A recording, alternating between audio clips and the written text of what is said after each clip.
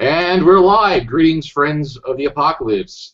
Welcome to Podcast at Ground Zero, your home for the apocalypse, episode number 40, Communications Breakdown. Tonight, we are going to be talking about means of communication, not language, folks, but just means of communication after the apocalypse. We have ourselves a big crew tonight here. We have myself, as we know, Jared, the Apocalypse Nerd, and we have Adam Bomb Glancy. And we have two special guests tonight. Well, like I've said before, I don't know how special Will is anymore. They're not that special. Yeah. Not anymore. We've overused them. We've over-Clinted the podcast. We've over-thrashed the podcast. Well, Clint hasn't reached that yet, but Will definitely has. So you think so? Yeah. Clint's I'm a renewable resource.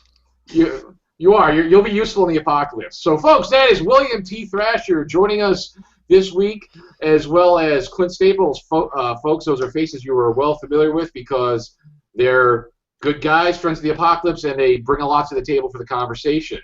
So it's clear we couldn't get James Ward back for a second episode. Yeah. Well, but okay. Yeah, folks, that was, if you saw our last episode, James Ward interview, it took a little while to get that posted. We had some complications, but we did get it posted. We actually had an interview with a real person, James Ward, the creator of Post-Apocalyptic Gaming. If you haven't seen that yet, you could check it out on the YouTube channel.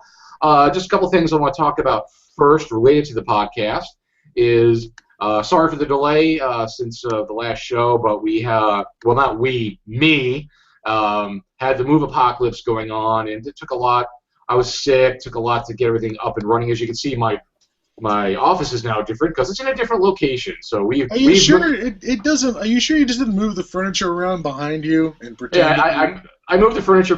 Maybe I am. Maybe it's all a ruse. It's all smoke and mirrors. That's right. Don't look behind the curtain. But so we have a new Prime base, but we're up and running. Everything's going. So we have our show this week. And actually, folks, from Talk with Scott, we actually have the next several shows planned out. So we got like the next 3 laid out after this. So we're good to go for a little while. So other things related to the podcast, as you may have seen, I've been making a lot of posts the last several weeks entitled, it looks like you're seeing the same things posted, but it's not. It's new. It says episode so-and-so audio version. What I've been doing is downloading, because a lot of people have requested it, and also it's something I've been wanting to do for a while. I've been downloading the videos, I have been ripping the audio out, and I've been posting them onto the blog. Now, you'll be able to either just listen to it right there on the blog, or you'll be able to download the MP3 file so you can listen to it on your computer at your leisure, or put it on any of your favorite audio devices. I have also had it, I got it hooked up to, we're now on iTunes.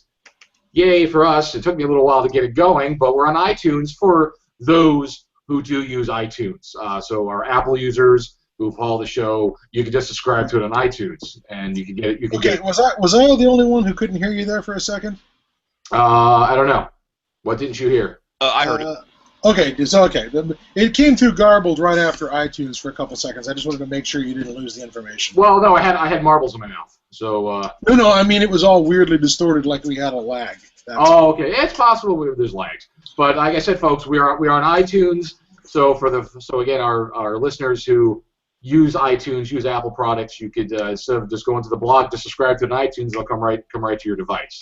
So that's a big deal. I have gotten 32 of the episodes posted.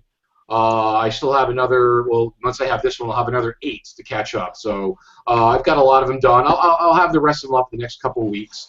And also, if you want to find them in one spot on the blog page, there's a tab that says podcast. So all of the posts that have the audio are all listed right there. So you can just see them right there. They're numbered. Click on it, and then you can start listening to it there. So, does this mean I have to stop doing the thing where we go and get an image off the internet and scramble and go, look at this image of the Landmaster. Isn't it interesting? I guess. Well, I've been trying to get you to stop doing that for 2 years, and it hasn't worked yet. So it's not going to make any difference. I just don't want to Well, it doesn't matter because it's people can listen to it, people can look the pictures up, but no, it's a good option for it. We just got to stop doing things like if burping, farting, blowing our noses, just mute your microphone. So because it's when we're watching the video, it's not so bad. So why are you looking at me when you say shit like that? Because you're like in front of me in the camera. That's why. I'm not saying, but no, because definitely, yeah. Please don't do that. Because trust me, when I've been listening to a lot of the audios, and every little thing that we do, whether it's I'm shifting stuff on the desk or anything, you really hear it. So it's okay. Kind of, but anyway, so wow. That's it. That's the update on the. Thank you, Will. And you're welcome. What? Let's see if we can get the phones to go off now. And yeah, there you go, Clint. Hello? No, I'm doing a podcast. I can't talk right now. But and it all fell apart.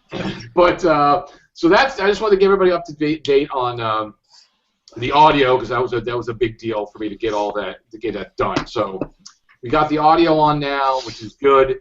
And like I said, we're doing communications this week, and we got a few more shows. At the end of the show, I'll tell you about the schedule that's coming up. So that being said, I'll do in the news in a second because Will wanted to share some stuff. He's post-apocalyptic kind of stuff he's been working on. So a little cross promotion for what he does. So I want to give the floor to Will for a minute. Well, it's actually not just me. This is myself and Clint Staples. We've been collaborating on a series of tabletop gaming supplements, the Oddity series, where it's just each Oddity book is a table with 100 entries to just generate random oddities, just interesting things you can find in an environment that might be useful, might not, could serve as an adventure hook or a story seed. And we've got two coming up. One is Oddities for a Graveyard, but after that, the one I really want to talk about is we are doing Oddities for the Wasteland. There you go. And is that so? It's for RPG. So I guess it is RPG neutral, so you could use it in any setting, any game system. Yes. Yeah, it's all system neutral. All you need is a D100 and every now and then like a D6, depending on if we have like a little table that generates like some random widgets for you. D6? Who has D6s anymore? Okay, you're gonna have to get your copy of Monopoly. Take one of the dice out of that. You're asking a lot, Will. Yeah. But I did want to share. I'm doing all the illustrations for it, so I've actually got with me, those of you watching the video feed, I've got some of the illustrations that are going to be appearing in the book. This is the upper torso of a combat android crawling along the ground. Let's see. I've also got a classic post-apocalyptic weapon. It is an autographed baseball bat wrapped in barbed wire. I think we're all familiar with that if we're still reading the Walking Dead comic book. Oh, yeah. And Lucy? Was that what it was, Lucy? I don't know. Actually, I have not been reading that one. There has been an unpleasant baseball bat. What else you got, Will? Okay, well, I've also got this. This is one of my personal favorites. It's the bucket of fried chicken that's full of meat, but it's not necessarily chicken meat.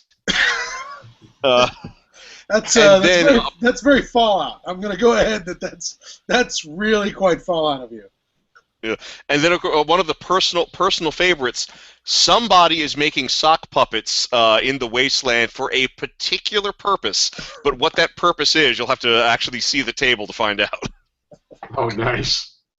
Oh, it's lonely in the wasteland. Oh, it's if the wasteland wasn't part of the. We're going to have little unique page embellishments that'll run along the bottom of each page, and so we've got various bits of post-apocalyptic junk: impaled mutant head, grenades, Molotov cocktails, mutant three-eyed rat with scorpion tail, gas canisters, intelligent cockroaches with forks and salt shakers. Just lots of fun stuff. That sounds like everything we were hoping for. In our post-apocalypse. I mean, that and the sock puppets. Oh God. The sock puppets. Those that sock puppet was it like they're not like filled with Vaseline, are they? Well, again, you'll have to see the table to find out, but they are utilitarian sock puppets. Let's just say it's not only Vaseline. Oh, and actually, Clint, I don't know if you can verify this, but I was looking over some of the older oddities tables, oddities for Thieves Guild, oddities for Wizards Library, and whatnot. I think there's something involving socks in each of the oddities book. I think there's something involving socks in every one we've done so far. But these are the only ones that we've had sock puppets for. Wow. It wasn't intentional. That just kind of became a signature of the series. Mm-hmm. So somebody's got some sock issues. Just like Homer Simpson. As we leave Scott in tears. Thank you, Will. And when it becomes available, where will it be available? It'll be available on drive-through-rpg.com, rpgnow.com. It should. I know we're gonna try to get it up on Warehouse 23 online and Paizo's online store. Although that might be a week or two after the initial release. Okay, very good, folks. And if you can't find it anywhere else, you can always go to dinfinity.com.net and find links to that and all kinds of other stuff. So, including all of the other oddity stuff. And we've actually got a good amount of post-apocalyptic articles on d-infinity.net as well. I've actually got a series called Recycled Weapons. It's all for RPGs, effective weapons made out of leftover technology from before the apocalypse. My personal favorite being the Burn Hammer. It is a giant sledgehammer made out of a leaking car battery that sprays acid over anything you hit with it. Including yourself. Well, not if you're using it right. Well, if you're using it right, you're loading that battery into a catapult, throwing it at the enemy. Holy gods! All right. Actually, that's another one we have. We have it's called the sling shooter, and it's a large scale slingshot designed to throw Molotov cocktails and soup cans full of flaming debris. Perfect. Again, very very Fallout-y. Absolutely. Yeah. Fallout-y and almost Dead Rising-y. With multiple weapons put together. Speaking of which, we know that there's a Dead Rising movie coming out, right? No, there's a Dead Rising. It's a TV show that's going to be on. I'm looking at Netflix? it right. I'm looking at it right now. Is it net? No, it's not Netflix. It's I think it's Stars. I believe it's going to be on. Okay. Thinking of Evil Dead, Jared? No. Dead Rising. No, Okay. actually, it is a movie. Or maybe it says, it's a movie on Stars. I thought it was going to be a TV series. Huh. Okay. Nope. But I guess I'm wrong. No, it's Dead Rising Watchtower premieres March 27th on Stars. Okay. I guess it is a movie. Okay, I stand corrected. The way they were selling it, I thought it was more like a serialized TV type show. So we can never get enough zombies, essentially. Oh yeah, there's just a lot of zombies out there, but almost to the point where I'm tired of it. But that too, The Walking Dead is doing a spin-off series that takes place not with our characters on the West Coast, and I think it starts when the apocalypse starts. So I'm kind of okay with that because even though they've changed a lot about The Walking Dead, but watching it, I'm watching with that eye of reading the comic book, so I'm always like, oh, I know that's going to happen. I know that's going to happen. It'll be nice to be able to watch it and not sit there trying to predict what's going to happen because I've read the freaking story. Based on what you've read in the comic book, which is obviously they veer away from that all the time and they change things up, but they still keep story elements even when they change up maybe what character it happened to. Yeah. They still keep story elements. They still show up. Oh yeah. Even though they change things around, like where they're at, the situation right now. In Alexandria, I know it's like, yep, that's going to happen, that's going to happen, that's going to happen, that's going to happen. He doesn't know. But last night's episode, we got brutal. So remember, I don't have cable. I'm a year behind. I know. I'm just saying. That's all I'm saying. It got brutal. That's all I said. I didn't say. No spoilers on that one. It's too soon. All right, and let's see. Well, thank you. And Clint, do you have anything else that you want to promote like that, or is that you guys are kind of cross-promoting that product? No, that's Will and I do these together for the most part, although we're in different cities and all that kind of stuff. We also have other people from Skirmisher Publishing that that are involved, Mike Verhola and Brendan Cass primarily, but Will and I do most of the creative stuff, I guess, on the Oddities line. So that's all I really wanted to say. Other than that, I'm really looking forward to the Evil Dead TV show with Bruce Campbell and Lucy Lawless. I think that'll be awesome. Oh yeah, they just confirmed she was going to be on there. Yep. Now, Mr. Staples, how go your man-eating robots in the apocalypse? Those sculpts and those casts. I've sort of fallen. If there was ever a wagon that was keeping this this line of figures going, it is down to a wheel and a half, and it's dragging its ass through the wasteland. I'm sorry to hear that, because I hope to get back to them, but it hasn't been going very well. So. All right, that is unfortunate to hear, because everybody needs post-apocalyptic robots with chainsaws for mounts. It is true, and you can also find some other post-apocalyptic things that I did for ArmorCast. Things like mutant two-headed cattle. Brahmin! You did Brahmin? I might have done something that looks sort of like a Brahmin. I might have done something that looks sort of like a demon bear that goes by a Chinese name. Yeah. I'm sorry. Yes, it's completely not at all connected to that intellectual property. Right, yeah, nothing like that. Okay. I also did something that might be very fat, ugly, bloated flies. Yes, and, all right. Giant scorpion things that might look like they were irradiated. Or possibly menacing Jan Michael Vincent on a motorcycle. Yeah, exactly.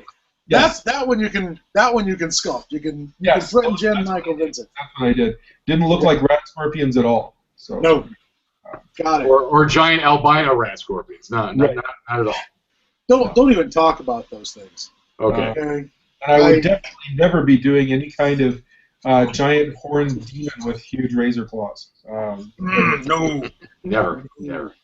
I will not be going to ArmorCast to covet and drool over those miniatures. That will not happen either. Okay. Good. Perfect. Thank you, Clint. All right, so that's one thing we wanted to get some sharing. That was my only bit of in the news was the Dead Rising thing. Let's get to the topic. Communications. One thing I want to throw out for people is to recommend that they've got Netflix or access to a lovely video store.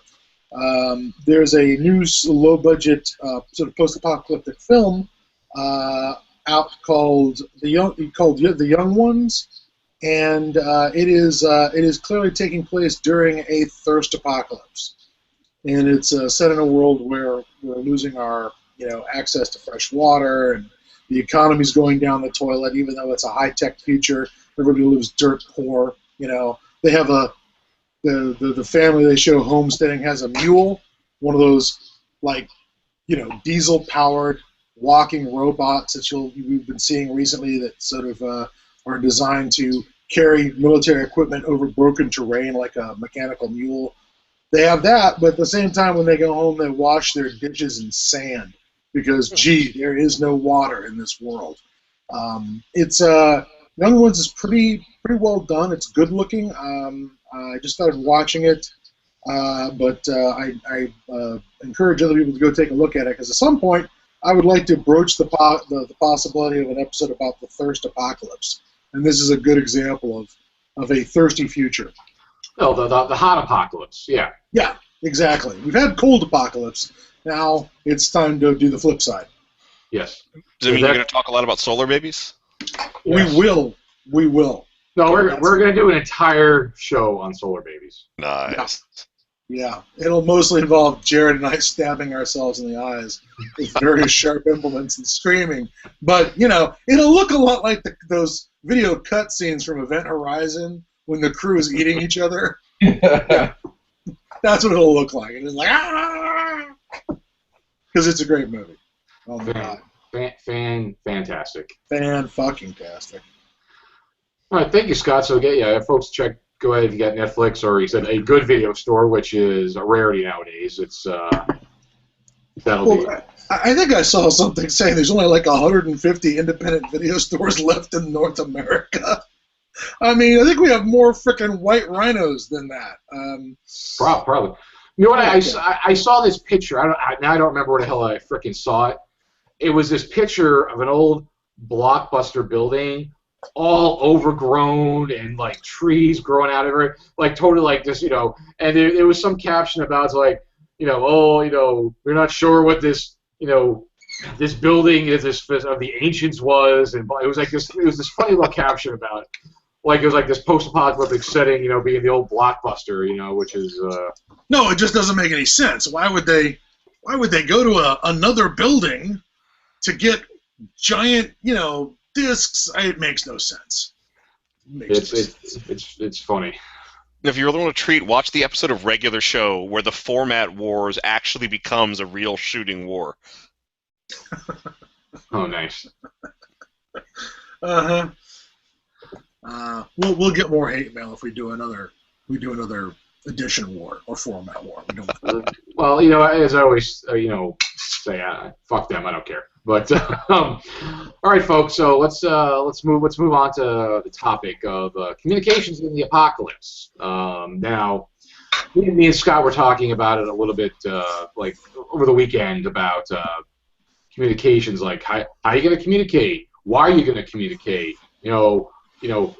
Different. You got different types of communications at different levels of the apocalypse. And we are talking about long distance communication. It's yes. Not merely the matter of will there be written word left to scribble a note on. It's a question of how do you get that information from one place to another. Exactly. How do you convey? Because what are you going to have right afterwards? Are you still going to? What's the president?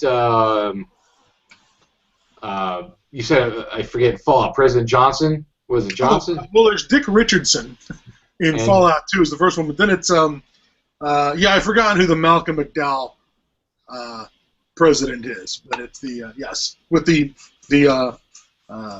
little sentry bots that wander around the wasteland playing patriotic music, cheerful patriotic tunes, and speech excerpts. Yes, yeah. John Henry Eden. Thank you, President Eden. President Eden. Great choice, by the way, Bethesda. I realize that Fallout 3 is just recycled Fallout 1 and 2 mashed together, but for choices of presidents, Eden, great option to go with Eden.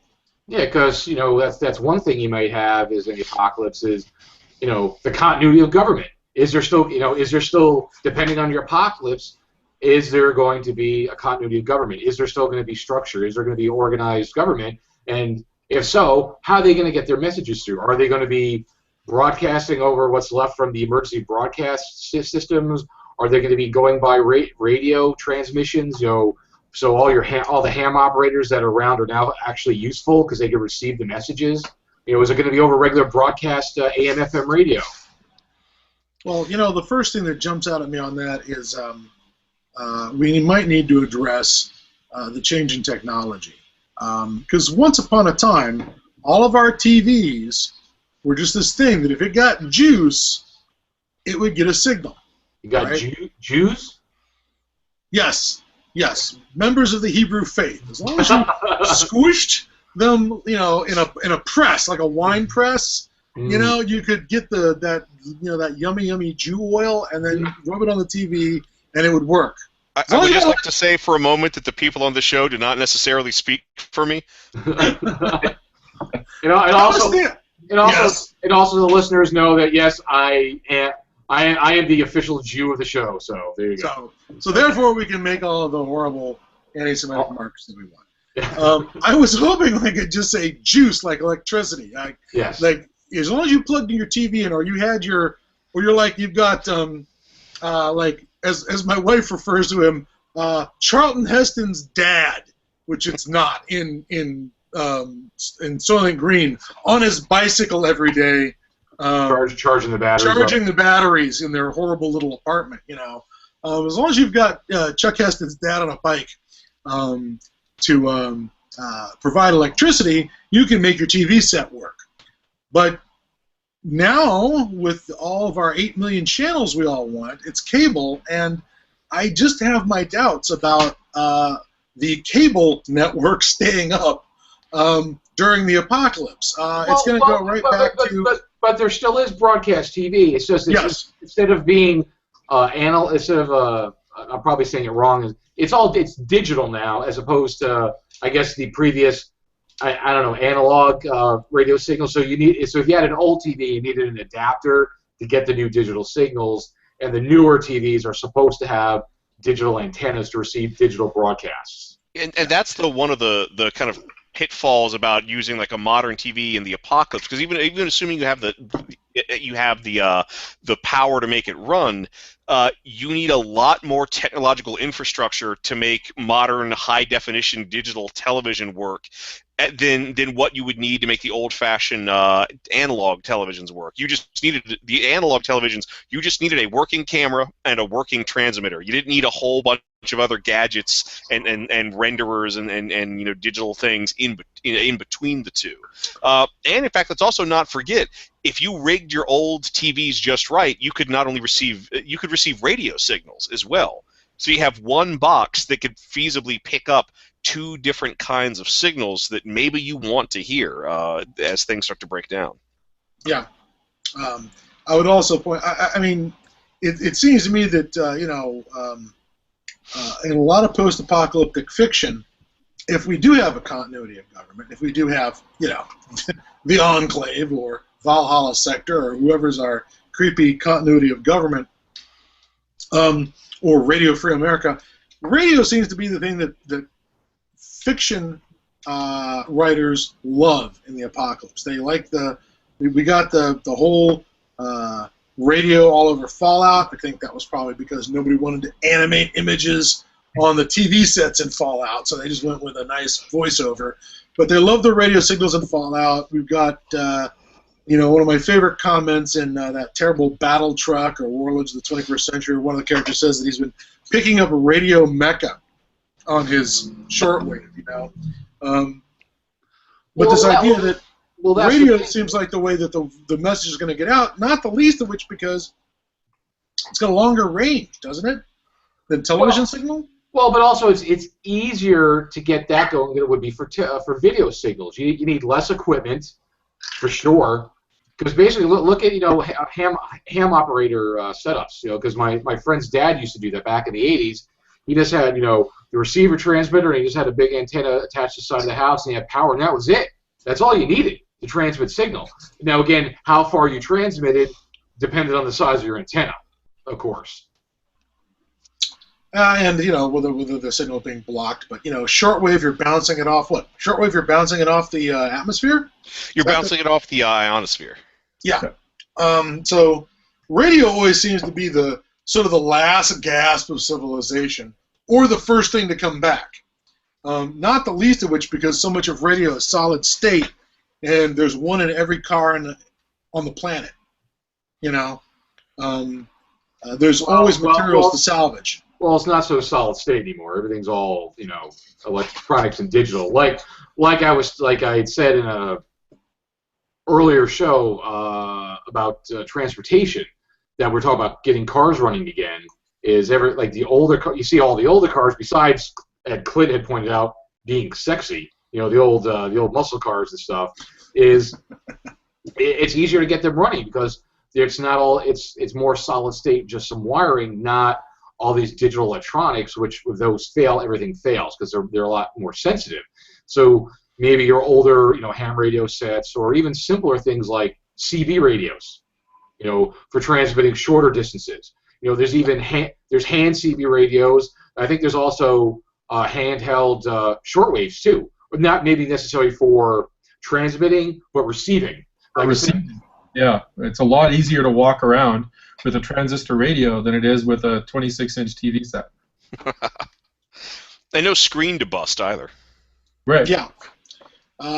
So radio always strikes me as fiction's favorite, sort of dying candle of civilization style communication. When you're sort of signaling that things are on the way out, or perhaps they're recovering, radio always seems to show up in fiction. Whether that would be the same thing in reality, I'm not sure, but certainly fiction loves it. Hell, they had radio broadcasts from from Crystal Palace in Lucifer's Hammer. Yep. You hear from Radio Free America in Red Dawn, John has a long mustache, which apparently was a real code phrase from D-Day, from what they sent to the the Maquis and the resistance groups in France just before D-Day.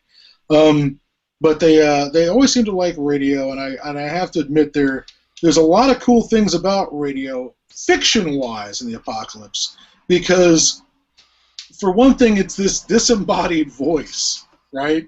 Yep. And if it has this aspect of the voice of God or the voice of the spirits just coming out of the ether through the special altar, you know. And if you really want to mess with your fictional apocalypse, you know, and have people, you know, being like the archivists in Gamma World, you know, you can have guys worshiping a radio outlet, you know, or radio device that's just blah blah blahing at them. I mean, I know they've done that in Fallout, in Point Lookout, and I want to say they did that. Something like that was going on in that Space 1999 episode that's on the Generation ship that's all fucked up, like the Warden, where the primitives are getting their instructions from an intercom in the wall. That just well, actually, in the pilot for the Star Lost by Harlan Ellison, Phoenix Without Ashes, that's what's going on. There's that Generation ship has that like Amish community living on it, and they have an oracle that tells them when to plant, when to do all these things. And the oracle is just a speaker, but what the young hero of the series figures out is that the old priests know how to program the voice synthesizer to say whatever they want. So most of the time, it's just giving them environmental readouts about their habitat, which they do need to plant successful crops. But every now and then, if there's somebody the priests don't like or something the priests want done, they'll program it to say, you know, you must burn the non-believer, and there you go. And if you have a group of people who take whatever comes out of the radio as the literal word of God, if you know how to make that radio work, you can get those people to do anything. Yeah. And just to add about the Star Lost, well, thank you for bringing up the Star Lost, Will, because I got that on DVD. If anybody who listens has a Roku box, you know, just at the off chance you have a Roku box, there is actually a Star Lost channel. So if you have a Roku box, you could go to the Star Lost channel. They have all the episodes for free. Nice. Okay then. Well, not that you just can't probably find it on YouTube as well. But I'm saying if you have a Roku box like I do, I have a Roku box for the bedroom. Sometimes at night trying to fall asleep, I'll pop on the Star Lost and fall asleep to watching the Star Lost. Yeah. So, anyways, radio. I guess have we covered radio? Are there more things we need to know about, or more to bat around about? Not just the practical uses of radio, but the sort of the weird fictional uses of radio in apocalypses. Well, one I'd like to bring up, one of my favorite post-apocalyptic movies is The Quiet Earth, which one could make the debate that it's not post-apocalyptic, but for these purposes it is, where our main character uses radio as a way to reach out to other potential survivors, where he finds a local radio station, gets it up and running since it pretty much runs itself, and he just records a 30-second loop of him saying, I am here. If you are still alive, this is my address. Here's the latitude and longitude of this radio station. I would like to speak to you if there's anyone out there, and just puts that on a loop and has that playing nonstop 24 hours a day for however long that radio signal's radius is. I forgot that they did that in was it 21 Days Later, and with We Have the Cure for Infection, and what was the other one? They did that in Night of the Comet, where they take over the radio station. And let us not forget Apocalypse Rock. Yep, that's who came on our show a while ago, and to boost their rather awesome short film, Apocalypse Rock. Yep, so there. The guy broadcasting and playing music in a emergency broadcast station. Try to communicate, get people to come to him. So who doesn't love Galaxy News Radio? In the capital wasteland. With 3 Dog. So definitely, radio, like I said, that when it comes to technology communications coming back, it's probably going to be radio before video. And I think radio will probably hang on the longest. I think TV is definitely TV is going to go down way before. But between radio, like I said, we have between the ham operators, with the short waves, CB, which is more local. I don't know what kind of range CB has, but the truckers are using on the road. It definitely has got some kind of distance. So you got CB communication, and the radio's holding on there. Clint, do you have any additional thoughts on radio at all? Radio communication, shortwave? I'd like to talk about the limitation, or one big limitation on radio or TV, I suppose, broadcast TV, is that, two, they're related. First of all, you don't know who you're going to reach out to, if anybody, because someone has to have something to receive on. And perhaps more importantly, you don't know who's going to hear your signal, who might want to come and take what you got.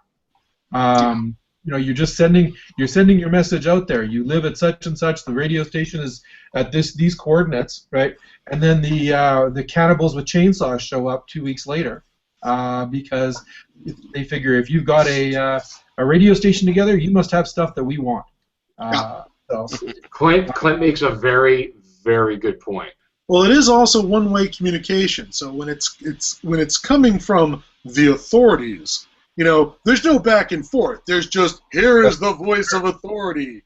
Do as we say. Plant your crops. Say the Pledge to Allegiance. John Henry Eden is your new president.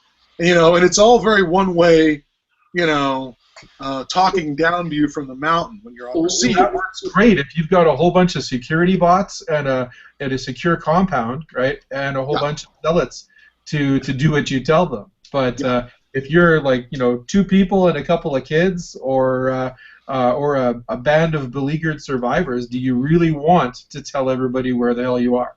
Yeah, there was that thing from Dawn of the Dead where they're leaving the radio on, receive all the time, listening. And when they finally get an answer, they don't answer back because it's the scary, marauding, biker army. Right. They had the regular radio, but they had a CB, I think, right? Like a CB radio. Yeah.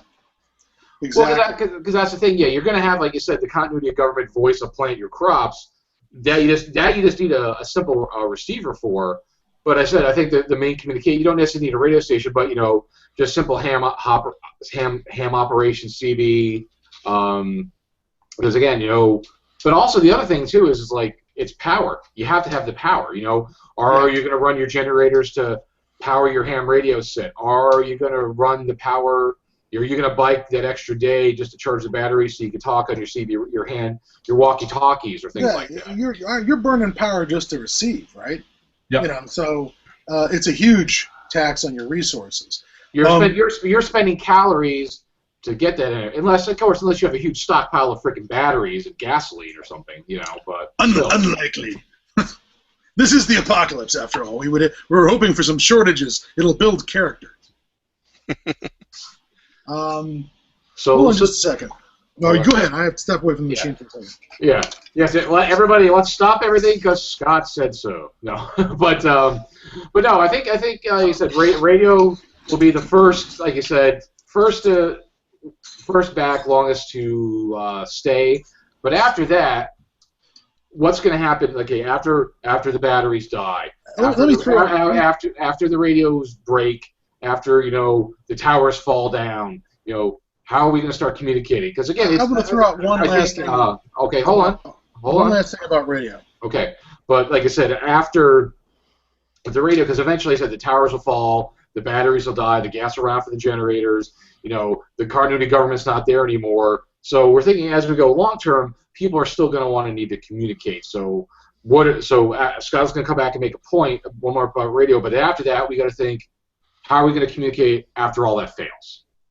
Well, I was going to say that having one of the things I remember very strongly from Twilight 2000 was, on the subject of radio, that in Tom Mulkey's urban guerrilla scenario, he has a history of the state of Florida descending into chaos after the nuclear strikes, and some of the guys who are helping the chaos along are guys who have this mobile radio station and like a Winnebago that they're driving around the state and broadcasting with, giving out bad survival advice, like telling people the wrong way to filter their water and how this and this sign are signs of telling people that AIDS has gone airborne and that you can determine the people who have AIDS because they seem to not pass the paper bag test, and just doing all this stuff to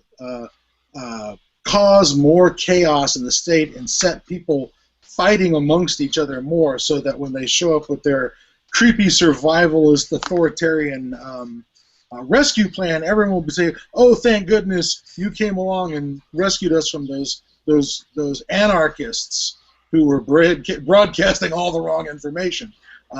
So that idea, that is to say, of the radio waves, not only do you not know who you're attracting, but you don't know who you're getting the information from. You could be getting information sent in by, sure, it sounds like the emergency broadcast system, or maybe it's Alex Jones. Maybe our worst case scenario is realized, and Alex Jones and InfoWars have survived, and they're telling us all the wrong stuff. Yeah, exactly. Because that's the thing too. Because again, I didn't think about portable broadcast stations. Because doesn't the military have portable communications vehicles? Yep. Yes, somebody, especially in the apocalypse, after everything's been abandoned, maybe somebody gets a hold of one of those vehicles and is broadcasting from there. And also, doesn't police have communications vans and things like that as well? So that kind of stuff is out there. But again, it all takes running the fuel to operate it. So what happens after we've burned up our fuel? Does anybody know anything about? Do you guys know anything about things like field telephones, old-fashioned field telephones, old-fashioned? Because you always see these guys, World War I, you hand crank the telephone. I've used one of those. They're very cool. Now, are they creating a charge to do the broadcast to actually be able to use the phone? Is it powering up the phone? The one I used ran off of a tiny battery, and it takes very little power to actually send a signal back and forth. The one I had, the only reason you cranked is that generated the energy that would actually make the bell ring on the other end. Ah, good, okay. Which had to be big and loud so you could hear it in a war zone. Well, I imagine that in local communication, hard telephones, landlines are going to be dug out, and in a little area like, say, your city-state of Krakow from Twilight 2000, I totally see there being a phone system for the most important people in the city, for the security services, for the army, for the warlord. There's going to be some telephone. And the idea that in a postman-style, struggling your way back towards civilization, you might be able to hang a wire from one town to another, so there's one phone, in that town. And also, I think, because I don't know how the phone systems work, but I know, again, being in South Florida, with hurricanes, when the power goes down, the cell towers go down, so your cell phones. But if I remember correctly, the phone system will still operate. The phone system's on a different power. It's a different power system, right? It's its own power system. Yeah. So if they could just get that power system, you might not have lights in your house, but if they could get that power system going, they might have limited phone capability from the built-in phone structures that we already have. Do you guys remember Jericho? TV series Jericho. Yeah. Do you remember the weird thing where every phone rang all over town, and that it was a pre-recorded message from the Secretary of Health and Human Services, acting president, whatever, where they suddenly get the first news from Washington, and it's just this recording that comes through the phone lines? That was one of the second or third episode. There's just suddenly this thing where the phone rings and everyone picks it up, and it's a recording from the acting president. And I always thought that was a really cool moment, as far as suddenly your cell phone shit, and then there's these landlines that are suddenly ringing. Suddenly that's your one blip of communication from the federal government.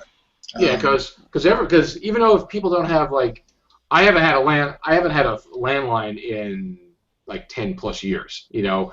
But the phone lines are there in houses. Like, they're still building them. There's still that infrastructure for landlines. Again, they have to be activated, you know. But I said I don't use them like personally myself. But and also, you know what? Because you could hook in, you know, if you want it to be just like a receiving thing. Like, I have a circa 1953 rotary phone, very limited technology, not one of these modern, you know, wireless, cordless phones, whatever. It doesn't. It still works. Like, you can't dial out from the phone because it's all digital, but you could receive a call and talk on that phone. You know, because I got that phone working again, like back in like the 90s. You know, I had to like replace some parts, but it works. I couldn't call out, but I could, like, it would ring in the house and I could pick it up and talk on it. I just couldn't call out. Yeah. So even with those. What was that, Clint? I have one of those, and you can dial out on it on our system. Well, you know, well. So no, I'm not better than you or anything like that. No. I was gonna make a dig about Canada, but I stopped myself. Yeah, well, you know, Clint lives in a third world Arctic wasteland, so. Well, I mean, that's our newest phone, right?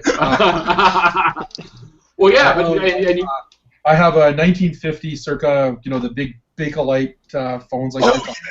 Yeah. Oh yeah. First of all, it's a weapon that you could easily make for the post-apocalypse, Will. But secondly, it works just fine on our landline. Like, the only thing that doesn't work on it is it doesn't ring.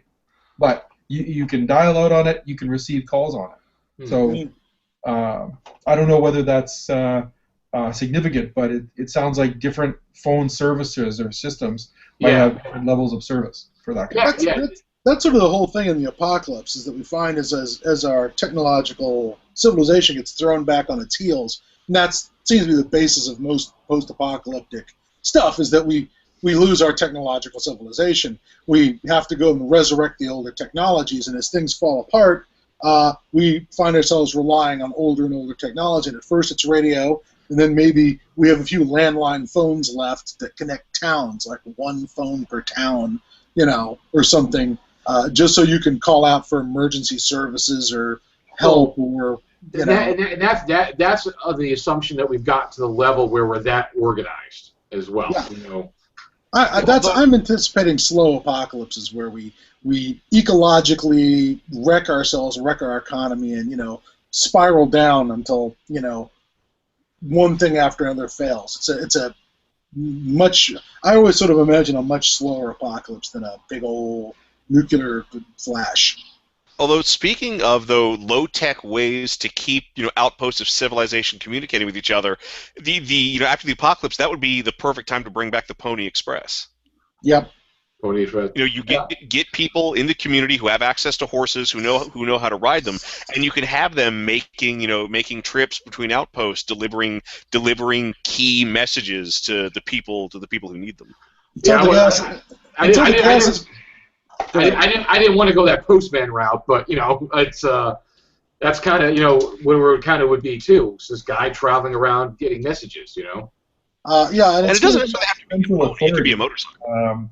Something like watchtowers. They've worked for thousands of years for military purposes, right?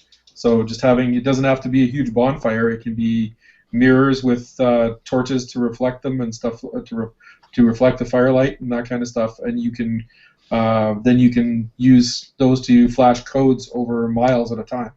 And heliograph during the day. And, The Byzantine Empire could get a warning from 1,100 miles away, from the frontier 1,100 miles away. They could get warning of invasion in under 6 hours if their watchtower system was working. The thing about the watchtower system is that it's a huge commitment of infrastructure. Well, that depends, right?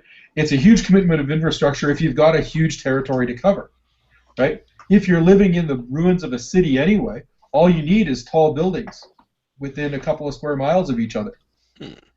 That's not bad. That's not bad. You might have to run from one side of the office complex to the other, where you receive the message on the west side, and then you have to run over to the east side to to flash your next signal because it's a big thick Well, building. But Dawn of the Dead, the remake, where they're on top of the mall and they're signing back and forth with the guy at the gun shop. Right? Yep, just binoculars and a freaking signboard. And hand holding up signs, right? Well, you can't do that over a few miles, but you can certainly do it with flashlights or mirrors. And it's also go ahead, Will. It's also a case where a lot of old Boy Scout skills become useful because you could get so much mileage out of being able to do semaphore. And Sure. semaphore, you can do anywhere as long as you can get to the high ground. So if you know people are looking for your signal, you can get up on top of the hill and really quickly flash out a message about where the raiders are, where they're coming from, and any number of things. now, is semaphore the flag code or Yes. semaphore? Yeah, that's the flag code. Okay. Think back to your Monty Python, Scott. Wuthering Heights on a semaphore. In semaphore code. Julius Caesar. On an Aldous lamp. Ah, thank you. Yeah. Yeah. Gunfight at the OK Corral and the telegraph. Well, we left off telegraph, but I'm also presuming that We were going to get to that eventually. telegraph does telegraph require a constant electrical signal, and then you interrupt it with the telegraph, or is it that you start sending an electrical signal and you are sending the electricity down the wire by tapping on it, or is it you're interrupting the signal? Does anybody know? I think you're interrupting the signal, but it was ages since I learned about telegraph engineering. So I think it's interrupting because basically it starts up, you're making the connection, and you keep on going back and reconnecting. So Okay, that makes sense. yeah, telegraph. So Telegraph is going to be one of those things that if you had the resources, the infrastructure, dig up the wire, run a wire, some poles across, the wasteland to connect the two cities. You could do by telegraph as well. Again, this is down the road. This is, acquiring the resources. I was going to say about the Clint brought up about the mirrors and the flame is in the Planet of the Apes, just the TV series. The apes communicated by tall towers with the reflective mirrors. Because their society was based, kind of like Romanesque. So they had that, the signal mirrors to do the messages across, the far distances as well. So that's something people would be able to do. Yeah, that's cool. The heliograph, the semaphore, the smoke signal, war drums. Smoke signals. Yep. I imagine the Chinese used signal rockets back in the day when they had gunpowder and Europeans were, pooping out the windows of their houses. I suspect the Chinese were firing off rockets for, communications purposes. Flares, like old flares you could use, to indicate, some, 2 flares means this, it's like the whole, lamp in the watchtower, one of by land, 2 by sea kind of scenario. And the other thing is, though, we're talking about like intentional communication, but there are plenty of unintentional forms of communication out in the environment. Like for instance, let's say you've got a couple of settlements that are near enough that you can look and you can see the smoke rising from Bartertown because it still works. They've got their generator that still works. The day you see that smoke stop, you have just been told some major event has happened. And whatever it is, you better start preparing. Yeah. Well, yeah. For example, even though I don't like the movie that much, Land of the Dead, which again is still better than Survival of the Dead. But in Land of the Dead, they had their city and they had communications with other outposts, and they started losing communications with other cities. Like, we haven't heard from such and such in weeks, or months. We don't know what's going on. So again, that's an indicator. Like if you stop getting the communication, something's wrong. Certainly, a lot of this communication we're talking about requires a large-scale community, a lot of effort by a lot of people to make this system work, and that the free time. For the smaller communities, it sounds like what we're really down to is couriers. Yep. Couriers on bicycles back to the transportation. You know what? Again, like we said, they're not sexy, but you don't gotta feed them. No, you don't. They never get sick Bikes don't get a disease or a knot in their intestines and fall over dead, and you don't have to feed them when you're not riding them. Yep. So guys on bikes would be hugely important for getting for your Pony Express. You know, that would be a huge deal. I can't underestimate how freaking important bicycles would be in the apocalypse. Oh yeah. For individuals and whole societies. Yep. Well, like we talked about that on the transportation episode. That look at the rest of the world, how much bike transportation is so predominant. You know, where just populations travel by bicycle. So people know bikes, people are around. So yeah, that would be a perfect way to, you know, let's go to the next settlement. We got to get a message over. It's like, let me run by land. Let me run across country. No, hop on one of the 20,000 bikes that are left over in your city. 20 million bikes are left over your city. It's like, oh, this one's broken. Let me grab another one and just ride back and forth because it's a faster way to get that message. You know, the British are coming. We need food. We want to trade. However, whatever the message may be. Well, you know what else would probably come back into fashion after the apocalypse? Just, you know, town criers. If the person who runs Bartertown needs to get a message out, they'll just send somebody to stand in the town square and repeat whatever the message is over and over again in an authoritative voice, so that everybody passing through the town square knows what's up. That's perfect.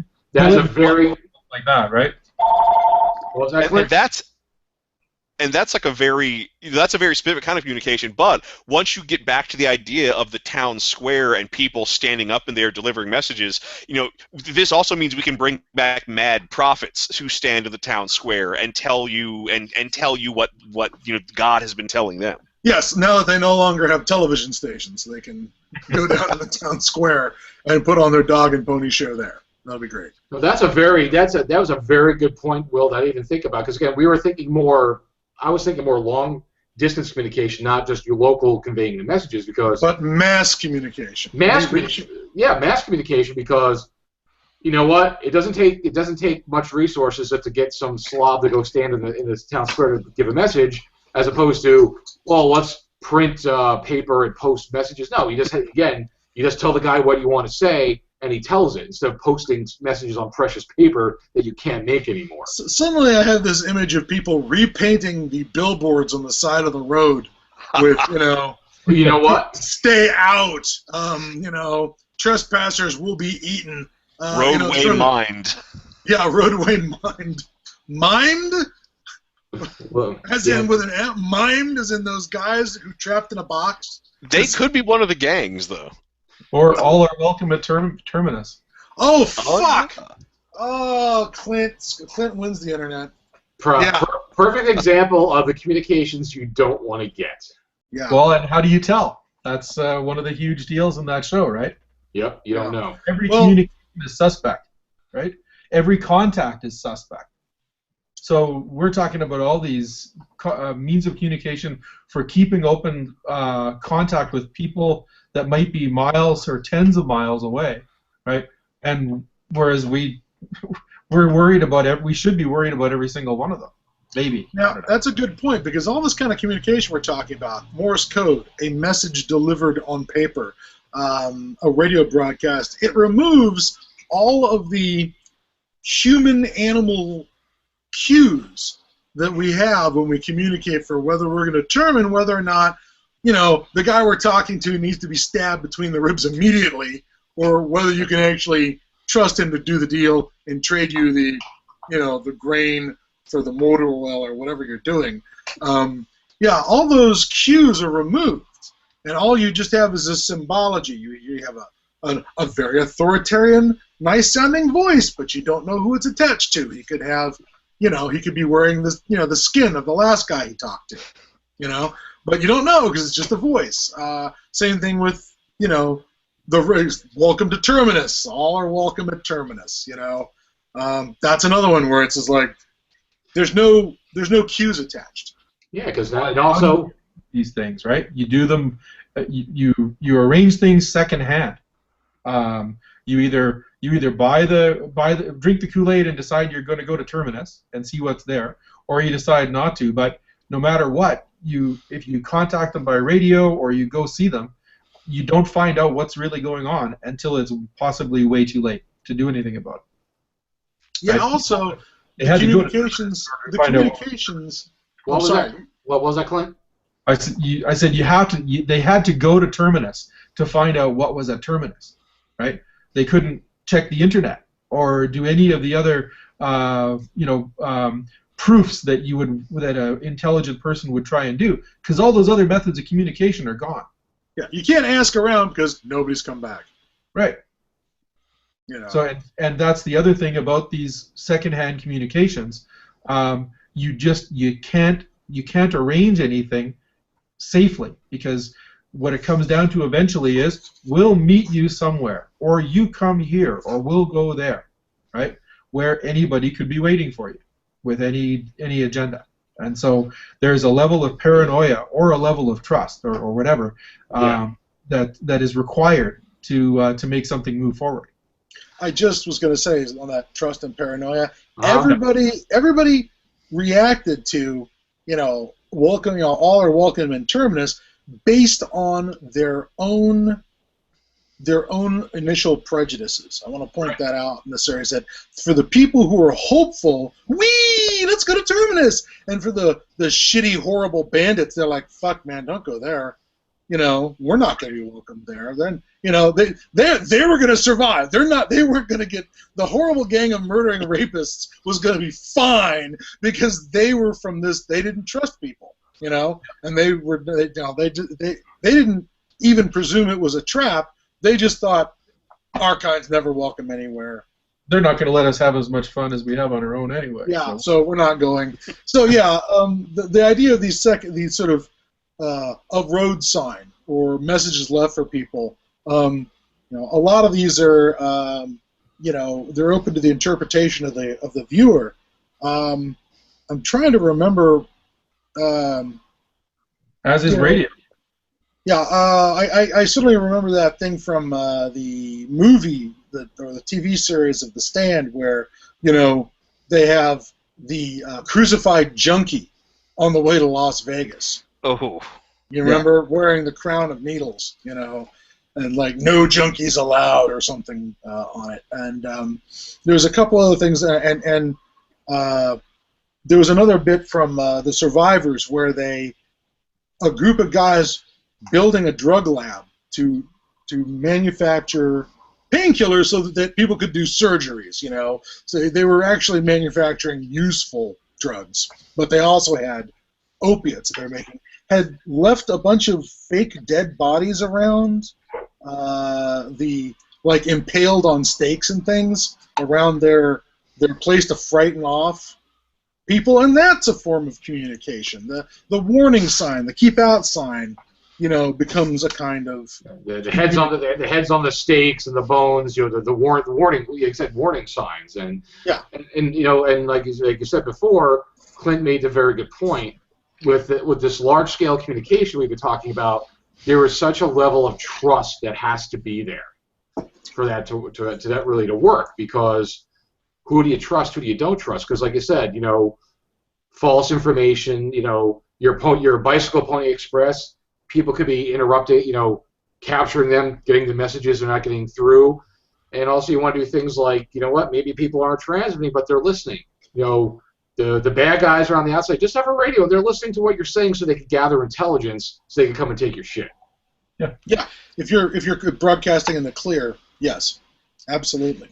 Now, another thing is communication is in a wonderful position to get a lot more personal, because of course you'll always have gossip, you'll always have rumor mongering, but where you don't have wide-scale communication, things like storytelling and folk music are going to get a lot more important.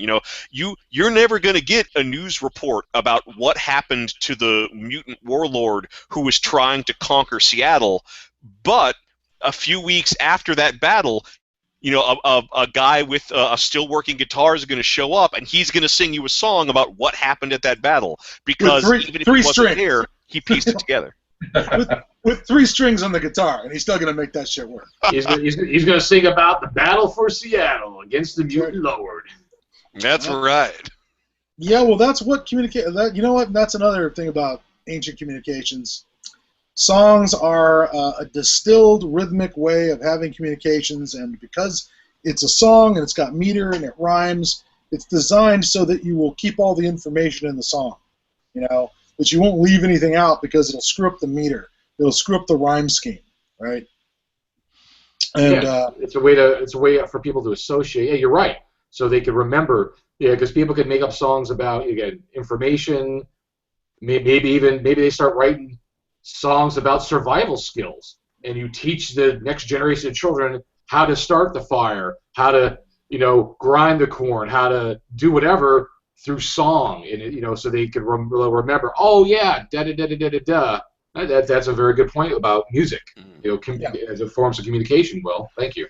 Yeah, and of course, just to give it a spin, something kind of quirky on it though, I'm obsessed with old-timey medicine shows, which I am positive are going to come back after the apocalypse. So's Bethesda, because they threw in that old-time medicine show. Oh yeah. What you do is if you're doing if you brought back the old-timey medicine show, you kick a few extra bottle caps to the folk musician so that when he passes through the town ahead of you, he can throw in a couple of songs about how awesome your medicine is or how you saved a bunch of people from a plague once. And then when you show up at the medicine show, it's Dr. McGillicuddy. He's the guy that cured the Green Plague. Wow. Yeah. So great post-apocalyptic advertising. Yeah. Well, we've reinvented Mad Men after the bomb. Well, yeah. Well, no. It's going to be like a lot of things we've talked about before. It's going to be kind of like the old frontier. Medicine shows. It's going to be like a combination of like a little bit of the old frontier towns of the Old West, a little bit of the medieval setting with the messages. It's going to be kind of a mishmash, I think, of a lot of these little elements because we've already had them happen. In time they developed in our society, but now that we've lost everything, we're going to pick up the little bits and pieces of what's going to work. Yeah. No, I have to. I mean, what we're talking about communication, which suggests that people want to communicate, which may not necessarily be the case, right? We're talking about we're predicating all of this based on certain understandings of the apocalypse, right? Where like Scott was saying, if it's a slow apocalypse, then we have an opportunity to set up some of this infrastructure, right? Or if it's a fast apocalypse with zombies, then everybody's too freaked out to want to talk to anybody, right? And so what I'm kind of curious about is if you don't have communication, how do you have society? I think Mr. Bryn answered that question. You don't. Right. You become you become sort of, it gets very medieval very fast, where higher authority, government, whatever, becomes whoever's in rifle range of you. And maybe you consider yourself an American, 2 generations down the line, but you haven't been out of your county. You haven't moved. You haven't heard from anybody out of your county. Somebody coming in from out of your 50 miles of your town, somebody turning up from further away than that would be an event, because everybody's just too busy trying to put the calories together not to die. Yeah, and strangers are feared generally. Oh, because again, what brings the plague? Yeah, strangers, strangers, outsiders. That's what brings the plague. Say that. Like I did a degree in medieval history, and my advisor for my master's used to talk about Roman poets and political dissenters and stuff like that being exiled, and he said exile at that time was essentially death by travel. Ooh, death by travel. Yes, there were a few notable exceptions, but generally it meant they had to be people who had a crap load of money in the first place. But if you were like most Roman poets and stuff like that, what you had was a patron, and when your patron was no longer giving you money, you had squat. And so when you were exiled for saying unpleasant things about the emperor, and you were essentially told to go die somewhere else. And so if I guess what I'm questioning is the viability of medicine shows and the traders that we see in Fallout 3 with the with their Brahmin, their pack Brahmin and one mercenary and stuff like that. I'm thinking giant caravan cultures where there is. We're going to be talking about huge caravans of possibly hundreds of people. Really, a society, an entire society that's built around moving. If you have that, then those guys are essentially like moving Vikings, right? They trade if the trading's good, but if the trading's not good, their version of trade is what we call preemptive archaeology, right? Can I point out that there's no such thing as a difference between they're like moving Vikings. Well, that's Vikings. Yeah. They move too, as evidenced by their. Holy crap! Did we find some Viking archaeology on Baffin Island in the last 10 years? Well, isn't that a bit of a misconception too, that they always were moving, but they had settlements, they had farms, they had but yeah. But the ones that were actually going on Viking raids, it's fairly demonstrable that they traded when they had stuff to trade and when people were strong enough that you had to trade with them. But if they didn't have the stuff to trade, or if the people weren't in a position where they were strong enough, then other modes of exchange were employed. Yes, inventory and acquisition was used. So, this totally reminds me of two things. Number one, the Deathline series, the trader with the war wags. Number two, it also reminds me of Scott Survivors. Yeah, like the guy who just plop down in the middle of the road if anybody can't hey, you got to trade? Get gold, because we'll trade gold. Where are you on the map? Because we'll come back and see you next season. Because they're just going around gathering shit, just traveling in trucks, just trading with people. Certainly, if you get a caravan culture that develops, a culture built around people who didn't want to become farmers, because guess what? If it's post-apocalyptic, you're going to be a farmer at some point. You're going to be creating your own calories. But if you're not going to sit down and create your own calories, and instead you're going to try and move around, find calories, or move stuff from point A to point B in order to get calories, those guys become your communications network. Mm-hmm. They're your Pony Express, which is weird because then it's kind of like it's not some courier from your town or your culture or your county. You're kind of having to trust a completely alien culture. What news from the north? Yeah. To carry your messages or carry your and again, it's right. It becomes a matter of the difference between a pirate and a merchant is very narrow. Another thing that would probably come back if you're relying on caravans to deliver messages between towns, it's probably going to bring back letters written in code. Because you've got the leader of one settlement has sensitive info they want to give to the leader of another settlement or any power block, what have you. They're not going to want just anyone to read it, so they're going to have to come up with some sort of code so that if the honest merchant just so happens to unroll this parchment, it'll look like absolute gibberish to that guy. Yeah, even though it's sealed with wax and every other security precaution you may take to make sure that they won't open it up, it's valuable. They wouldn't have been sending it from point A to point B if it wasn't worth something.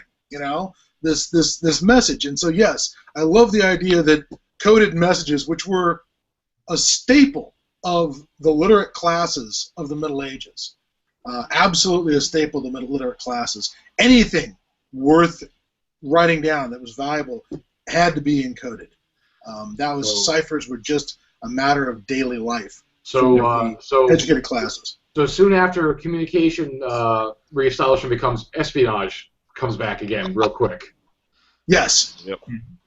Except that I don't even know if they considered ciphers espionage. It was just about keeping I guess breaking ciphers would be espionage. But everybody employed ciphers just as a matter of course. If you wanted things to be, because you couldn't control the message once it got out of your hands. No matter how, whether it could follow, whether your trusted courier is murdered and it's stolen, or that's a really interesting point. Well, thank God we have you on the show a lot. Well, thank you. Oh, and if I could, and this is actually a question I kind of want to pose to you. Like that Do you think something like the messenger pigeon could be brought back in a post-apocalyptic environment, or is that just, would it be more valuable as food than as something that could deliver a message for you? Well, you could have carrier drones. Use your battery power to fly to the next village. Well, so long as your battery power and your signal lasts. Exactly. Yeah. Sounds to me if you can remote pilot a drone to the next village, you might as well just send a radio. You might as well just hook your goddamn CV up. But at the same time, yeah, okay. So, are the carrier pigeons better for food or for messages? And my understanding about carrier pigeons and their whole homing thing is, the whole point is you make a roost full of pigeons, and then you take a pigeon, and you give it to your friend Bob, who lives way over there. And when he lets the pigeon out, it just comes back to you, and then that's it. It doesn't go back to Bob. You've got like another set of pigeons, and this one's marked to Bob, and this one's marked, to Frank, and this one's marked to Jared, and that's it. I mean, they go back to their dude, and that's it. And if you want a reload, then some caravan or something has to ship you another shipment of his pigeons, or you don't get to talk to him anymore. It's funny you bring up pigeons. One of my old bosses, back when I worked at Publix back in the 90s, used to race pigeons. So, like, sometimes he would leave at lunch, come back to his car behind the store, because I worked in produce, and he'd be back there, Joe, what are you doing? He'd open up his trunk, he'd have a couple of cages of pigeons, and he'd let the pigeons out the back of the store so they'd fly home just to give them practice. On the plus side, I imagine that pigeons, in a lot of ways, would do. I mean, we always see them in urban environments, and I always imagine that they might actually do pretty well as things poop out, on the grounds that they eat everything. They have that flying rat thing, because they can perch on higher precarious places. Our ability to hunt them is limited, because they can get to places we can't get, depending on how desperate people get to eat them. I guess your best shot would be trapping them with some food in a cage or something. Probably get rats that way too, but that's assuming that there are even carrier pigeons around. So. And then when they get, I'm just talking about regularly. Then when they get out of food, they just fly off someplace else and leave you to starve. I mean, if they're really out of food, I imagine that they wouldn't be all devoured. The question is, the skill set to train them to become carrier pigeons. It's not is it a breed of pigeon, or is it just a matter of you catch them and you train them? Well, I think there is training, but there was a specific breed, which is, I believe, now extinct, which was known as the messenger pigeon, because I think it was supposed to be the easiest to train. That's what we used during the American Civil War. Yeah. Okay. So, but yeah, the pigeon thing is interesting, but it also requires, it does require specialized knowledge. Yeah. And then the whole point where you have to a lot more work than it's worth, I think. And then the idea you have to move the pigeon, it's only one way. It's only back to the source. That's tough. That is a tough thing to keep reloading. You could certainly run out of pigeons, and then that's it. No more pigeons. I don't think they ever seem to have that problem on Game of Thrones. The fucking ravens just go wherever they tell them to go, and they just go. Well, ravens are smarter than pigeons. Yes, they are. They're creepy smart. Everyone's got these cockroaches with abacuses after we nuke each other. I don't know, man. It could be ravens. So that being said, cockroaches. Let's start. I want to kind of wrap up now, because I think we've covered a lot of communications, a lot of different variables, and we could go on for another couple hours, but because we're blowhards. Here we are, but I want to spare the audience, and I think we've covered a lot of the main topics, a lot of the main points. I think we have covered talking about communication. So just a quick round of any last thoughts on communication, starting with Clint. Yeah, okay. Going back to something that I mentioned earlier, because I'm struggling to find something to say. Uh, I think that whether people even give a crap about communications is going to depend on how desperate they are, right? If communications are like they're not at the same level as TV and internet, but they're a luxury in an environment like an apocalyptic environment, right? Communication doesn't immediately put food on your table. It doesn't immediately make you more secure. And as we've pointed out, it can certainly point towards reducing your chances of having food on the table and make you less secure, right? So I think that it's not something that's going to be done early after an apocalypse. It's going to be something that's done after people are somewhat secure. Whatever that security looks like, depending on the apocalypse in question, right? So if you've got a convenient enemy, like in Red Dawn or something like that, and then you might have that might be a different story. But if you've got zombies or a very real dearth of resources or that kind of thing, then you could run into situations where everybody's hunkered down and nobody wants to talk to anybody because they're too afraid. So. All very good points, and I was gonna, I probably didn't say, but I was gonna say that too. Is again that establishment of the communication is definitely more of the levels of communication we talk. Well, not everything that we talk about. A lot of what we talked about is all very much down the road kind of stuff. Yeah. For sure. Will, thank you, Clint. Will, any last thoughts on communication?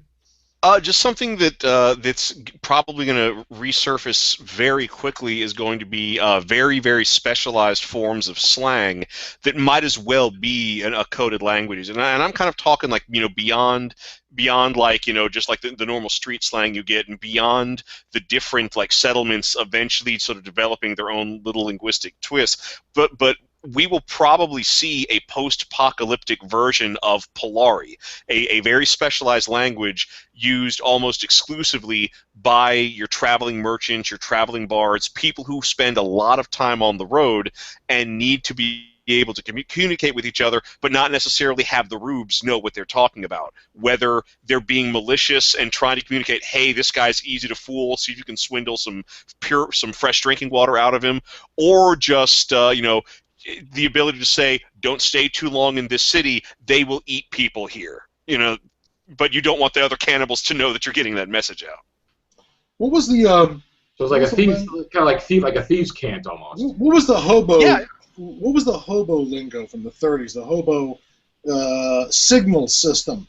The hobo sign. Yeah, because I want to point out that the hobo was, at least the description of the actual word is not a bum, it's migrant labor.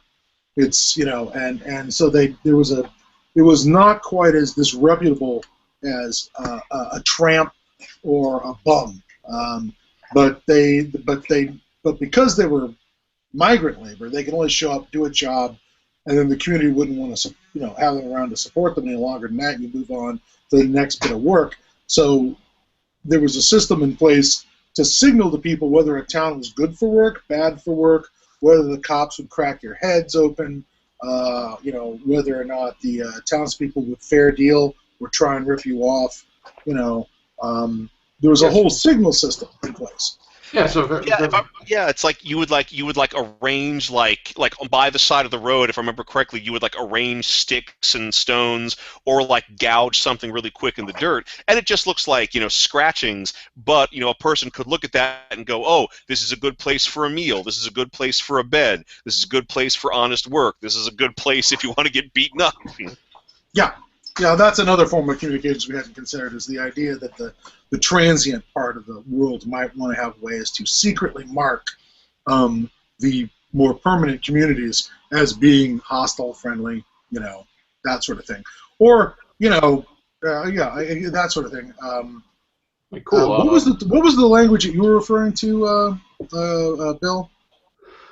Oh, Polari. Polari, it has a really fascinating history, but the short version is that it was a language that was used by traveling performers for quite some time, and it's a weird. Its history is kind of obscure, but it's believed to be a weird mix of like old-fashioned English, French, and like Yiddish, and you could have whole conversations in it. And then in the 20th century, it went from being used by traveling performers. It became a sort of a coded language used within the British theater. And then in the 40s and 50s, and you have to remember that Britain had really, really harsh anti-sodomy laws, like right up, I think, through the 70s. But because of its use in the theater in the 40s and 50s, it became a language used by the homosexual subculture in Britain, which is why if you watch like carry-on films, there'll be a character that's clearly supposed to be gay who will use what sounds like a nonsense word. It's because that character is speaking in Polari. Huh. All right then. Very interesting. And it's really useful. You know, if you want a lesson in Polari, just meet me Ajax to the Kazi. Wow. This is starting to sound like Cockney rhyming slang, but we'll save that for the language episode. Yes, the language episode. Thank you, Will. That's a very good point about the language and the hobo. Scott, any the last thing I wanted to throw out is that I hadn't even considered the concept of mass communication after we've dumped broadcast. Thank Will for bringing that back in, because the idea that when you're the grand poobah of Bartertown, you have a message to get out. And so I always think of the town crier from the TV series Rome, who, while he's announcing the various victories on the battlefield, stops to say, "And remember, always use, Publius's olive oil, the best olive oil from," and he'd throw in these commercials during the town crier thing, which I only hope really happened. I only hope that the local bread makers guild would slip him a few coppers to say, you only use the best bakers of the Palatine Hill, real bread for real Romans. And so, the idea that there's got to have to be mass communication in the form of the town crier, the church bells,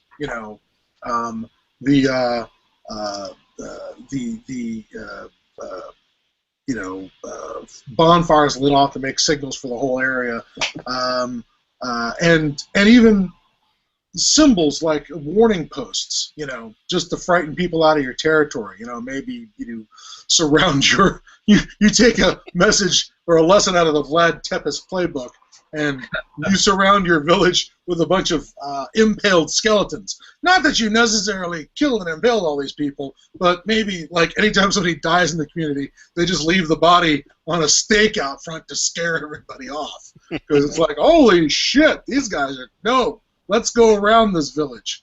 But inside the stakes, of course, you're the biggest wussies that ever lived, because no one's ever taken you on. But anything kind of that way to signal en masse, whether it's, creating tiki, statues or fetishes or gargoyles on a cathedral or things to scare off bad spirits or marauders. I hadn't really considered that as part of the whole communications question, and I'm glad we got that, because there'd be a whole lot of that. There's going to be a whole lot of things you dump outside your community on the border there that says either welcome or fuck off. Important message. Cool. All right, thank you, Scott. And I don't got anything to add today, because I think we kind of covered everything in those three opinions. Again, thank you, everybody. So that's, folks, this has been communications in the apocalypse, and I said it's going to vary.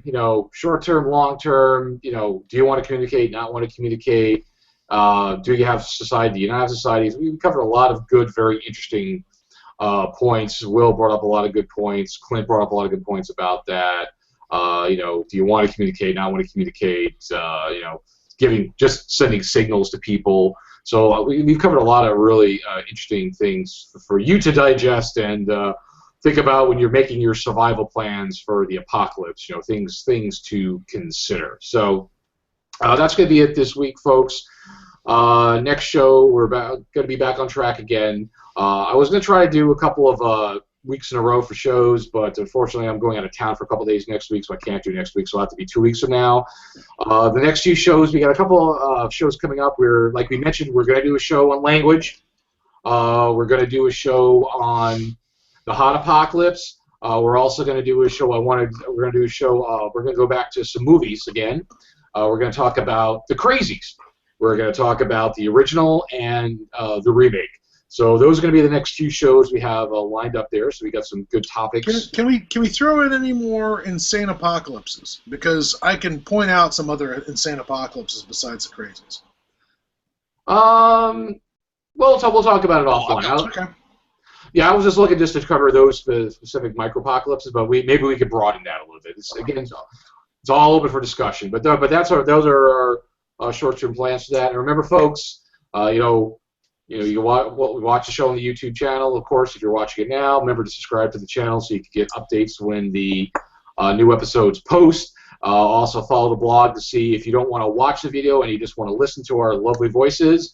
I will melodious. So I'm almost completely caught up, but in a couple of weeks I should have all the audios, and then once that is caught up, all the new episodes, as I do them the same week, I'll post the audio there. Remember, you can find all the previous episodes audio either on the blog, podcastbackgroundzero.com, or PCAGZ.com. I always forget the abbreviation there.